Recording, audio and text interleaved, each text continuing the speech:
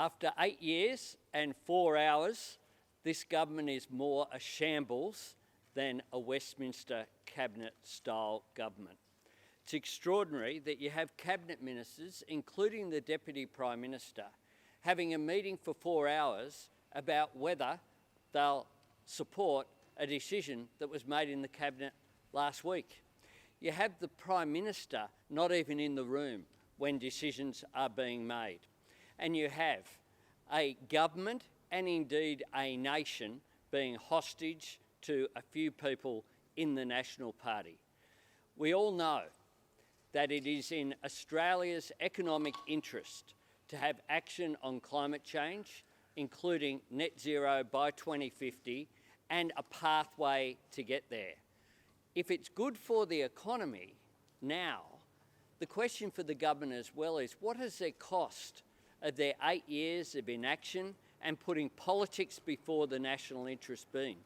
8 years of prevarication, 8 years of policy announcements that are never delivered. More than 20 occasions that has occurred. And I was here in the lead up to the 2007 election. For a while there, I was responsible for Labor's environment and climate change policy. And in the lead up, John Howard at the last minute decided that he did support ratifying the Kyoto Protocol after all. He did support an emissions trading scheme after all. And then, of course, after the election, that all changed. This will be an issue of trust. I have no doubt that the government will land net zero by 2050. And some of you might even write that wasn't Scott Morrison clever to drag the coalition to this position. But unless it's legislated, it can't be taken seriously. We need a net zero by 2050 target that is legislated. We also need interim targets that show the pathway to get there.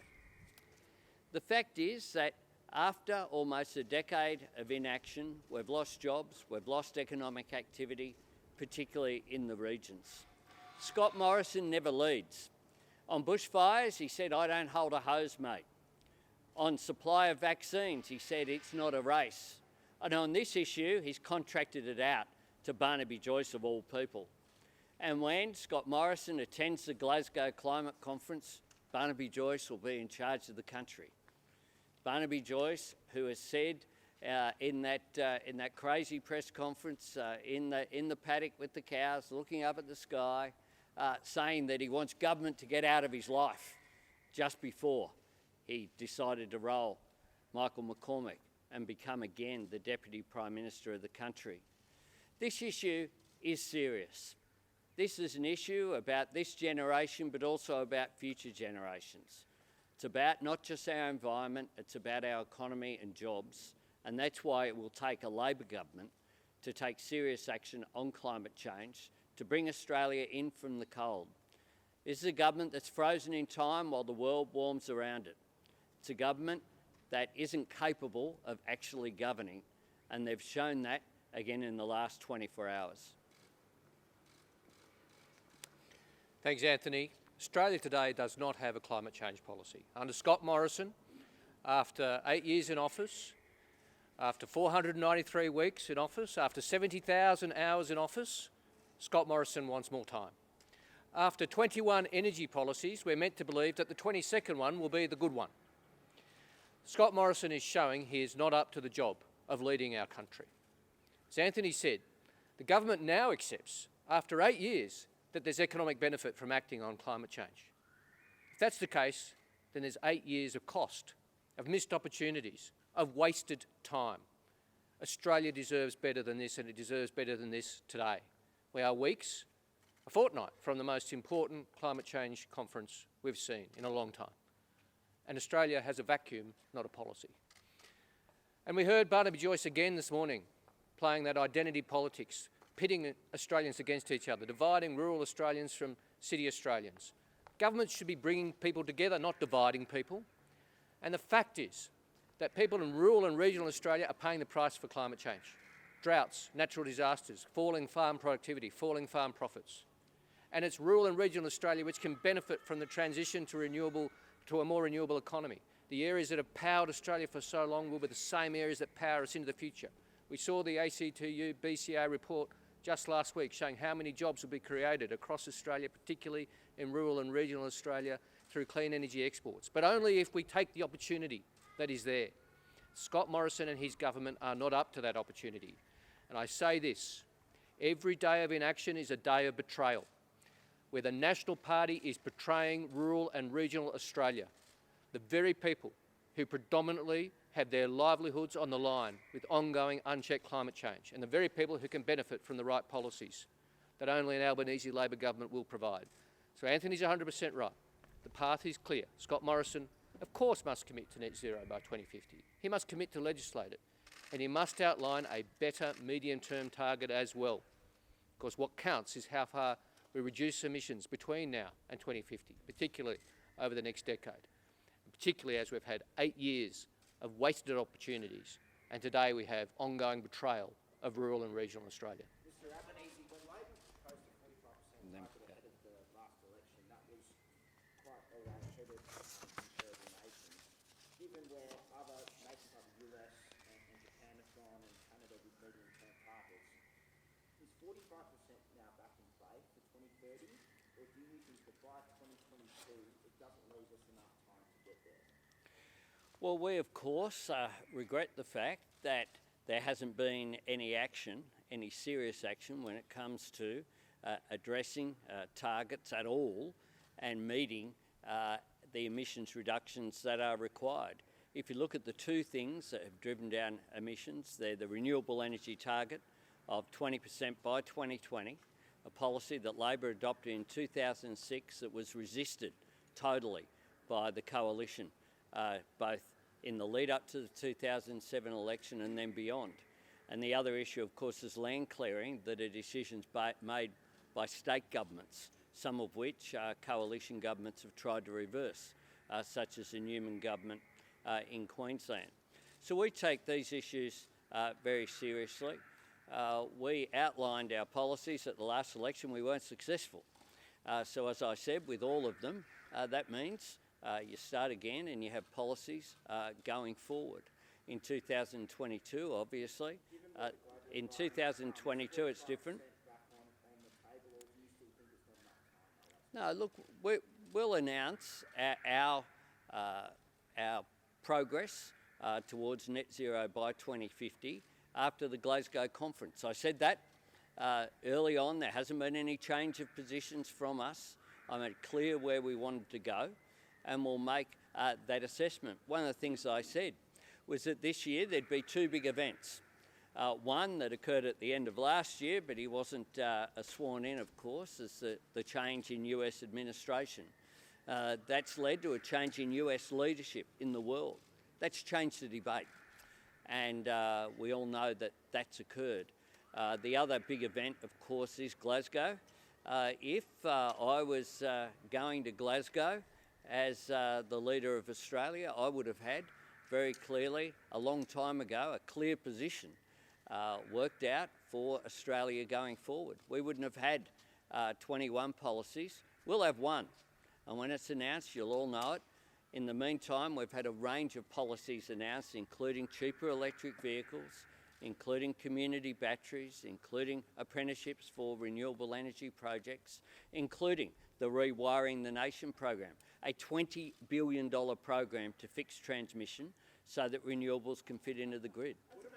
Yeah, but kind of policy settings that you will rule out Labor either adopting or supporting in your own platform, or, for example, if the government makes soil carbon capture a feature of their plan, is that something you rule out?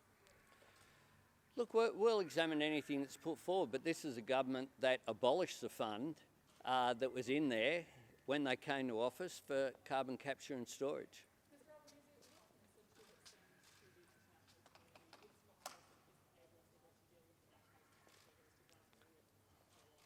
Well, the international community already regard Australia as pariahs. That's why Scott Morrison didn't get an invite to the conference that was convened by Boris Johnson, not convened by the British Labor Prime Minister, a conference convened by the British Conservative Prime Minister. And when President Biden convened a meeting earlier this year, Australia got to speak sometime after Bhutan. We were way back in the mid-20s of countries. We're a serious nation. We're one of the highest emitters per capita in the world. And the last time there was an international conference and Angus Taylor went, he was there in the naughty corner with Saudi Arabia. The rest of the world looks on Australia and the debate that's going on and shakes their heads. They did that before. I've been to two COPs. I went to Montreal and I went to Nairobi. And at both of those COPs, where Australia was refusing to ratify the Kyoto Protocol, the debate in Australia was so far behind the rest of the world that it was embarrassing. And it stands in stark contrast to conservative leaders like Boris Johnson, Angela Merkel and others around the world.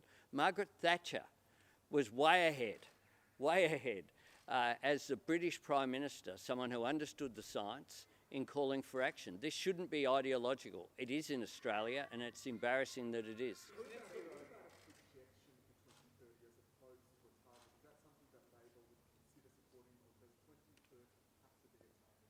Well, what does projection mean? You know, why not a vibe? Seriously, if this is a government, you know, let's have a vibe of feeling good. It's just absurd. This is a government that have been in office near the end of their third term. They're shooting for more than a decade in office, for more than John Howard. They've been through how many energy ministers? 9, I think. Yeah, it's up to a lot. Lost count. A lot. And, you know, you've got Angus Taylor there, you know, with policy after policy that aren't adopted, 21 policies. And they're going to come up with a vibe. They won't be taken seriously. Would price of emissions, including through a stronger safeguard mechanism, form part of Labor's policy at the next election, or will you rule that out? Well, the government has a safeguard mechanism. That's the government's policy that they have. I've said very clearly the reason why there's a change in policy, and I ruled this out on the 7:30 report a long time ago in an interview with Lee. You don't need a price on carbon because you needed a price on carbon when renewables weren't the cheapest form of new energy. At the moment, there is nothing to stop anyone building. There's no ban on anything except for nuclear. There's no ban on building any particular power station in Australia. What is happening is that the market is speaking. And that's why you don't need to change the market by altering price, because price is heading for renewables. You've had a long time to think about this as well. On 2030, could you commit that your target will be lower than 32 to 35%? Well, you'll see it after Glasgow. We have had a long time, but we've been consistent. I said at multiple press conferences, what we would do. I haven't changed it. I don't change from day to day. We have a consistent policy. Climate change is real. Climate change action's good for jobs. Climate change action's good for reducing energy prices. Climate change action will make our manufacturing sector more competitive. Net zero for you an ambition or a plan? And if it's a plan, what modelling is it based on? Net zero will be a legislated target. We want legislation which is there. We want legislation which is there. We want legislation which is there. I've answered the question. No, I've answered the question.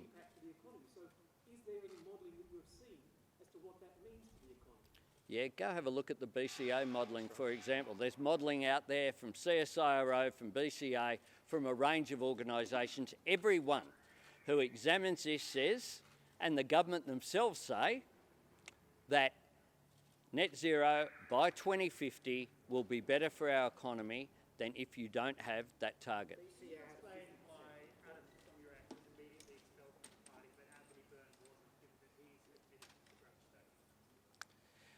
Well, Adam Somyurek made claims that were broadcast on the 60 Minutes program, speaking about taking over the entire Victorian branch. This wasn't about any particular seat, or this was a comprehensive examination. I took action immediately. We suspended the operation of the Victorian branch. We appointed Jenny Macklin and Steve Bracks to have a full review into the Victorian branch. The Victorian branch remains suspended from operations like conferences and holding pre-selections. We did a full audit of the Victorian branch through Deloitte's that excluded people who couldn't prove that they'd been signed up as legitimate members. We've been about ensuring that the Victorian branch is cleaned up.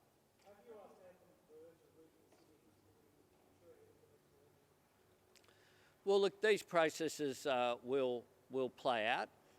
Anthony Byrne has been referred to the Department of Finance to examine his evidence, just like the Kevin Andrews and Michael Sukkar were consistent with that. So you just said in your standard there, though, didn't you? You said that Somnia tried to take over the state branches, so that's out of order. But if you just static your own branch, that's okay. We never, no, I didn't do that at all. Kevin Andrews and Michael Sukkar, there's been a range of people involved. The IBAC is going through its processes now, and it will come out with recommendations. The Department of Finance, have respect for Mark. The Department of Finance will examine in a similar way to which they examined Michael Sukkar and Kevin Andrews.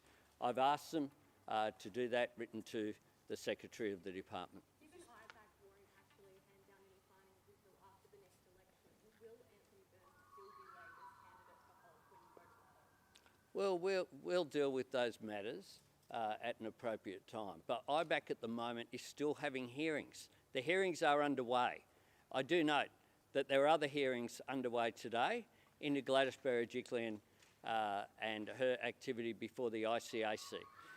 The evidence occurred, including some that was played this morning, for Gladys Berejiklian a year ago. For a year, she remained as Premier. Sorry, just on that, what is an appropriate time then? Is it when the public hearings have ended but before any findings are here? Well, we'll wait until you at least should hear the evidence that is before IBAC at the moment. The party will give consideration at an appropriate time to the matters once all of the evidence isn't in yet. Mr. Albanese.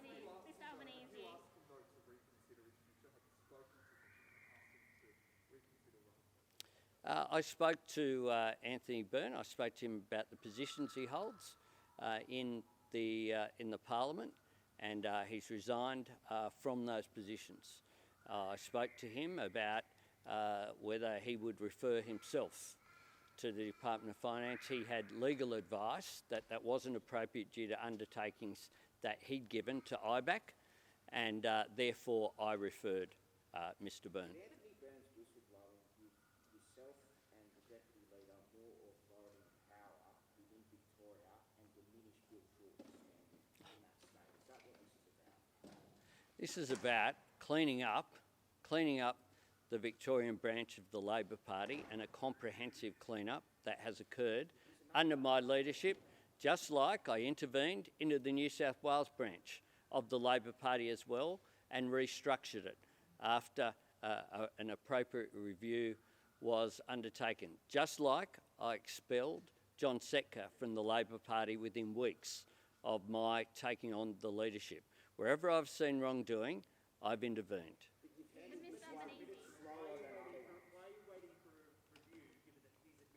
IBAC processes are underway. If you don't see that while the court hearing's going on, and this is a quasi-judicial body, then I would have thought that was obvious. You don't have all of the information. People are still giving evidence related to Mr. Byrne's evidence. That is occurring as we speak. But he's also... No. No. But he's also admitted to... No. No, I found out about the revelations that were in the 60 Minutes program when I watched it. But did you not ask him at the time what he did? I found out what was in the 60 Minutes program when I watched it. And to be frank, if you knew about it, you would have, or perhaps not you, given where you work with the 60 Minutes program, but any of your competitors would have as well. This was not known. This was not known. It certainly wasn't known by me. I am not, I'll give you the big heads up. I'm not an expert on the branch membership in the Holt electorate. No, but he did admit to the use of... All of which, for ghost staff. Do you admit at the very least he should repay those funds to the Commonwealth? I've written to the Department of Finance. I've written to the Department of But Finance. given you vow to stamp out corruption wherever you see it, shouldn't he be disendorsed as a member for Holt? I've written to the Department of Finance about that matter. That's what's appropriate. Thanks very much.